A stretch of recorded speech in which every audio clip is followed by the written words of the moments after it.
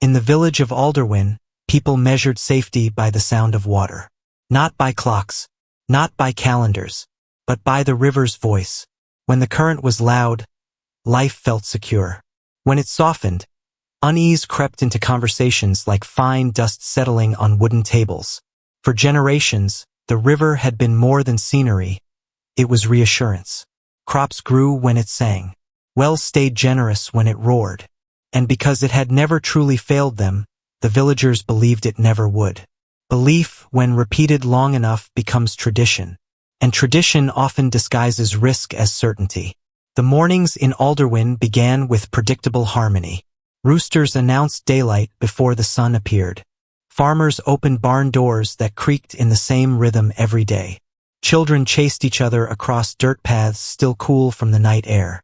Women filled buckets at the river's edge while exchanging familiar greetings. Even the wind seemed to follow routine, arriving from the western hills with gentle consistency. It was a village built on rhythm, and rhythm feels permanent until it breaks. Only one man distrusted that permanence. Rowan Hale was not considered strange, not exactly. He was polite, quiet, dependable in trade, and known to repair tools for neighbors without charge. But he possessed a habit that made people uncomfortable, not because it was harmful, but because it was unnecessary. He studied the ground. While others scanned the sky for clouds, Rowan traced invisible lines across the soil with a thin wooden stick.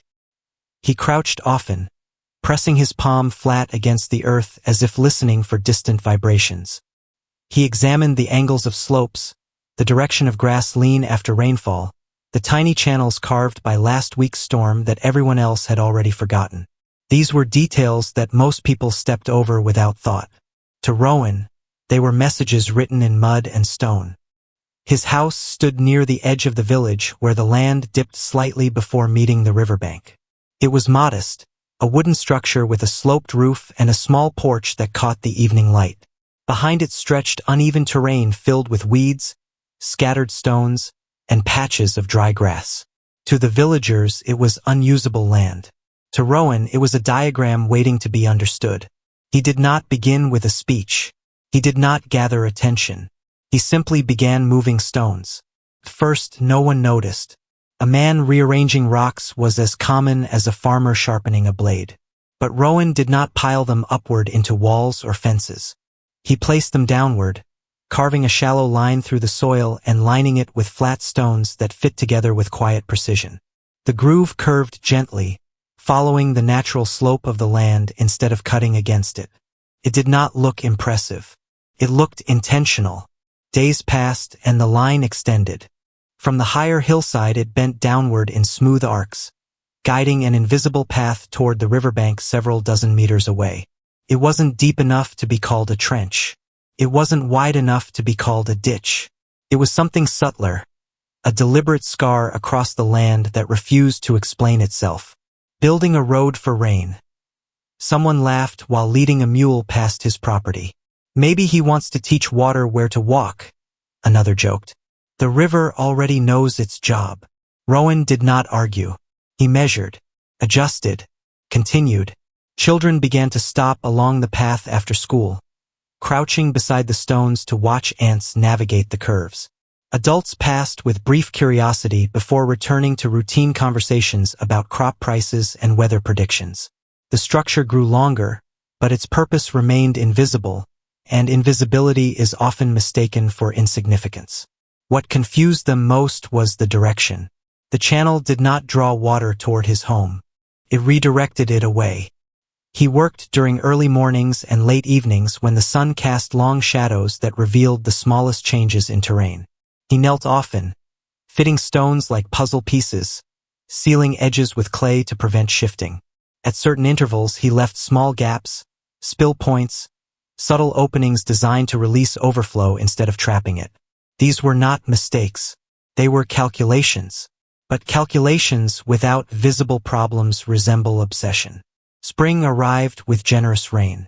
Clouds drifted across the valley, releasing steady showers that nourished crops and filled wells. The river swelled with reassuring volume, and the villagers leaned against wooden fences, watching water move with the same confidence it always had. Rowan's channel filled briefly after each rainfall, guiding thin ribbons of water along its curved path before emptying quietly downstream. A boy once crouched beside the channel after a storm, eyes wide as water slipped between stones. "It works," he whispered. "Of course it works," his father replied. "Water flows downhill. That doesn't make it important. Importance, like danger, rarely announces itself in advance." Summer began with warmth but not alarm. Fields shimmered gold beneath steady sunlight. The river still moved, though its voice softened slightly, a detail too small for most to register. Rowan's stone channel lay across the land like a faint scar, stepped over by travelers, crossed by animals, ignored by nearly everyone. Except Rowan continued inspecting it. Each evening he walked its entire length, adjusting a stone by a fraction of an inch, clearing twigs and leaves, smoothing edges that had shifted under passing boots. He widened certain curves slightly, deepened others just enough to maintain slope. The changes were microscopic, but their intention was not.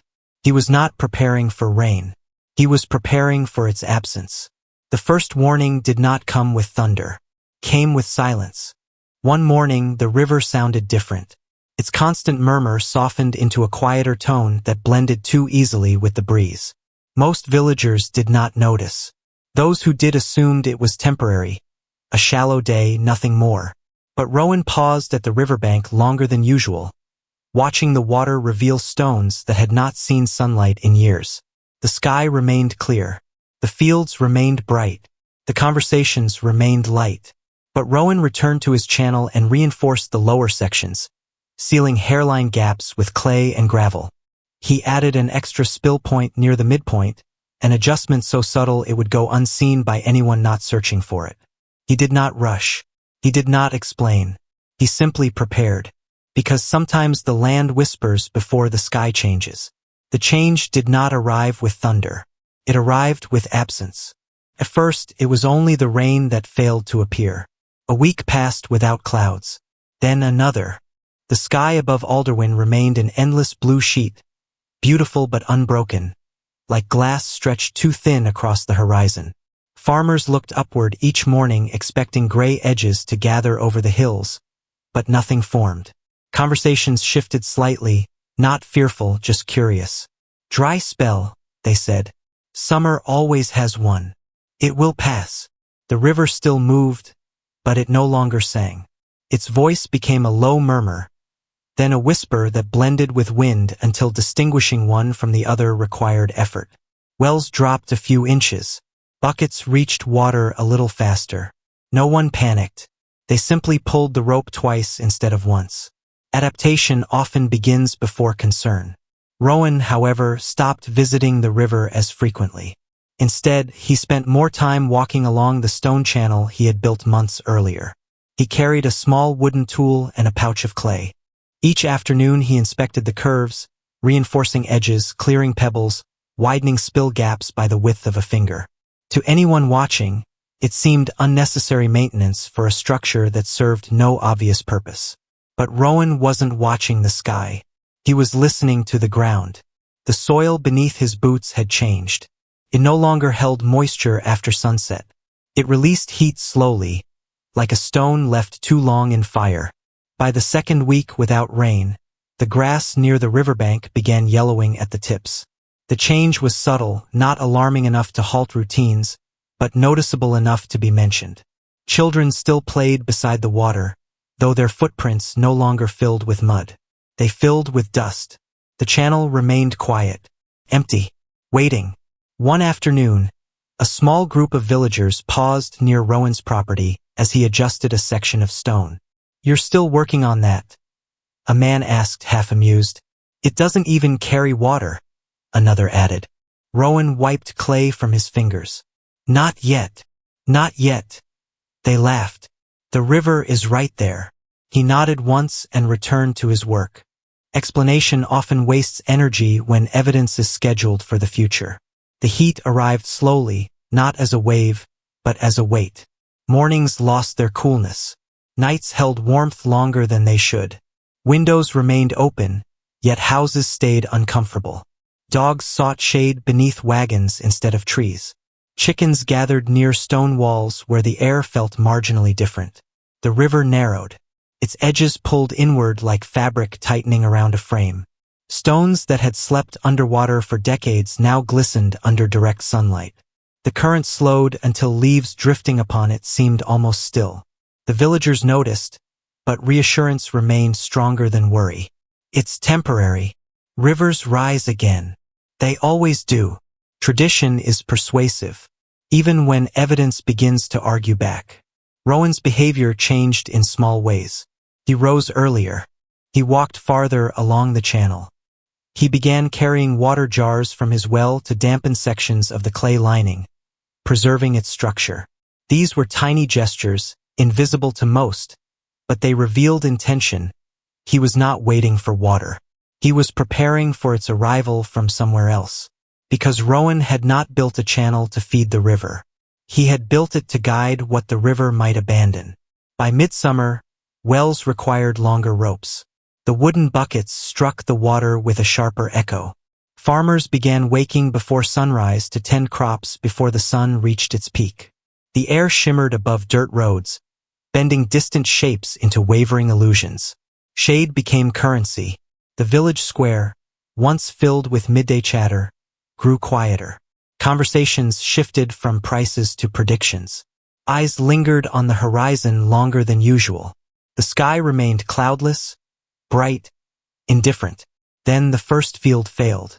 Not entirely, just a patch where seedlings refused to rise. The soil there cracked into thin fractures that resembled spiderwebs drawn by invisible hands. Farmers blamed seed quality. They replanted. The second patch failed faster. The river's voice was gone now. It moved, but it did not speak. Rowan walked his channel again that evening, this time with deliberate pace. He adjusted the final curve where the stones met the riverbank. He widened the opening by 2 inches and reinforced the surrounding clay with gravel. When he finished, he stood silently, watching the water slide past the entrance without entering it. Not yet. The villagers began noticing his visits. They still joked, softer now, shorter. Mockery loses volume when reality gains presence. One evening, a young boy followed Rowan along the channel, stepping carefully between stones. "Why do you keep fixing it?" he asked. Rowan knelt and placed a stone back into alignment. "Because water forgets its path when it disappears." The boy frowned. Water disappears. Rowan looked toward the narrowing river. Only for those who don't know where it went. The next morning, the first true alarm surfaced, not from the river, not from the sky, but from the wells. A bucket returned half-filled. Another scraped mud before reaching water. The village gathered near the central pump, trading uneasy glances instead of jokes. The drought had not been announced. It had been revealed. And beneath the quiet tension, Rowan's stone channel lay across the land, empty, curved, patient, like a sentence waiting for its final word. The drought did not roar, pressed.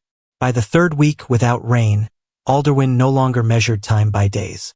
They measured it by water levels, by the sound inside wells, by how far the river had retreated since yesterday. The village square, once filled with laughter at midday, stood nearly empty. Doors remained open, but people stayed inside, conserving energy the way animals do before winter, except this was summer, and the threat was heat instead of cold. Buckets grew lighter. Conversations grew heavier. Even the wind, when it arrived, carried warmth instead of relief. The river had become a narrow ribbon. Children no longer played beside it. The exposed stones along its banks radiated heat like silent warnings. Fish clustered in shrinking pools where shadows lingered the longest. The once confident current now slipped between rocks with the hesitation of something unsure of its own direction. And still, the sky remained empty. Rowan visited the channel at dawn that morning. He walked its full length without tools, without clay, without adjustment. For the first time, he was not preparing it. He was waiting for it, because the channel had never been meant for rain. It had been meant for the river's retreat. By noon, the central well produced only muddy water. By afternoon, 2 smaller wells failed entirely. The realization moved through the village not as panic, but as a heavy silence, the kind that replaces denial when evidence becomes unavoidable. People began walking toward the river not for buckets, but for answers. They found stones, heat, and a flow too weak to serve everyone. That evening, Rowan did something he had not done before. He placed a single wooden marker at the entrance of his stone channel near the riverbank. Not a sign, not a warning, just a small post driven into the ground. It was enough to draw attention without demanding it. Curiosity brought the first onlookers. Concern brought the rest. They stood at the river's edge, watching Rowan remove a line of small stones that had quietly blocked the channel's mouth for months.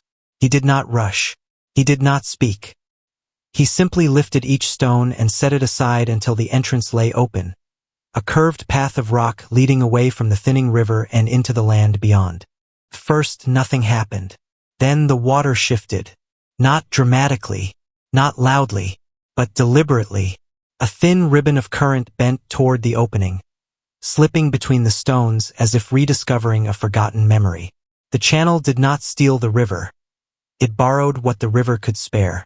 The flow remained steady, guided by gravity and curvature instead of force. It moved along the path Rowan had carved months earlier, weaving through the land in quiet arcs before reaching a shallow basin he had shaped near the village fields. The villagers watched in disbelief. The channel did not flood. It did not roar. It delivered. Buckets filled again, slowly, but reliably. Crops received water in measured portions instead of desperate pours. Livestock drank from the basin instead of wandering to shrinking pools. The river continued downstream, diminished but alive, while the village gained a second path for its survival. No speeches were made. No applause followed. Only the sound of water moving where it had never moved before. In the days that followed, Alderwind changed its rhythm. People rose early not to hope for clouds, but to manage the channel's flow. Children cleared leaves from the curves. Farmers reinforced edges with gravel. The stone line that once drew laughter now drew footsteps of gratitude. It had not replaced the river. It had revealed another way to listen to it. The drought did not end immediately. The sky remained stubbornly blue. But the village no longer waited helplessly for relief from above. They had found it below. Weeks later, when the first clouds finally gathered over the hills and rain returned in gentle sheets, the river swelled again. The channel filled naturally, its curves guiding excess water back toward the basin instead of letting it vanish downstream. What had begun as preparation for absence became protection during abundance. And with that, the truth became unavoidable. Rowan had never fought nature. He had cooperated with it. The stone channel remained long after the drought passed. From a distance, it still looked modest, a winding line across the earth, easy to overlook. But to the people of Alderwin, it had become more than stone.